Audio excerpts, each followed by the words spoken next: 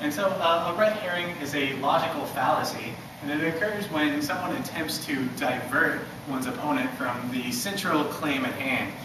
In other words, when you're arguing, debating with someone else, you might try to attempt what's called a red herring by shifting the focus from the central argument at hand to some rather meaningless counter subject here. So if we were to translate this to economics, to finance, to the ultimate goal of retiring with $1 million, it might occur from credit card companies.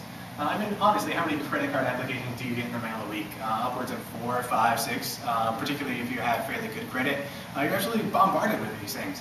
And they try to sell you on the notion of establishing good credit, that after all, you'll come to these people one day wanting to buy a large ticket item such as a car or a house. But they sort of divert your attention away from the underlying fact that they're charging you 15, 20% interest, perhaps even more, and all the while just requiring you to pay a basic nominal fee, maybe as little as $10 a month. If you're actually to follow through with this, you will ultimately end up paying several times the original cost of the item, presumably perhaps even paying back this debt for the rest of your life. So they try to shift your attention towards establish good credit. After all, debt seems to be a part of the American way, and all the while in the fine print, pay no attention to the man behind the curtain.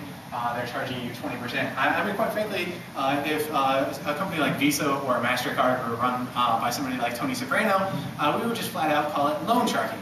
So once again, it seems as though we have sound economic advice, surprisingly found in philosophy. So another real-world direct application of learning to think philosophically, learning to think critically.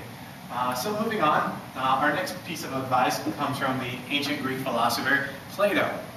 Plato puts forth a rather confusing theory called the theory of forms, which we'll spend an entire class period devoted to Plato's theory of forms and its divided line.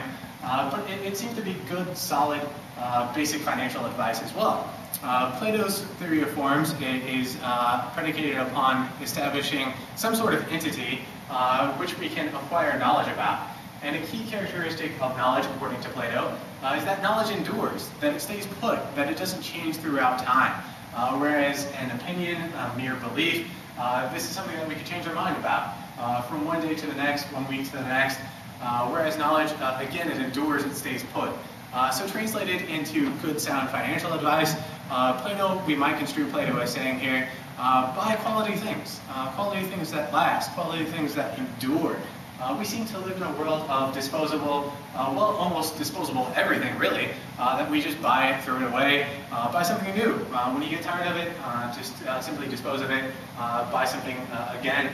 But if we take Plato's advice to heart here, aside from epistemology, which is the crux of Plato's theory of forms, and apply it to economic terms here, it seems to be, even though it would cost you more up front, to buy quality things that will last, that will endure, which for Plato is a key characteristic of knowledge. So finally, the last bit of advice here, this time moving from the real-world application to philosophy, kind of in reverse direction, is to not succumb to things like marketing and advertising. That you're constantly being marketed to 24 hours a day, really, that you can't avoid these sorts of things. It's on the internet, it's on TV in the form of commercials, you see billboards when you're driving down the highway, it's on the radio. Somebody is constantly trying to sell you something. It's everywhere, you're constantly being marketed to. And so a real skill in philosophy is learning to evaluate arguments, learning again to think critically, to try to make sense of all these arguments that you're constantly being bombarded by. Do they make sense? Are they presenting good, solid arguments? Is the reasoning sound? Should you really buy this particular brand of beer? As a result, you'll be overcome with girls in bikinis and a constant party 24 hours a day.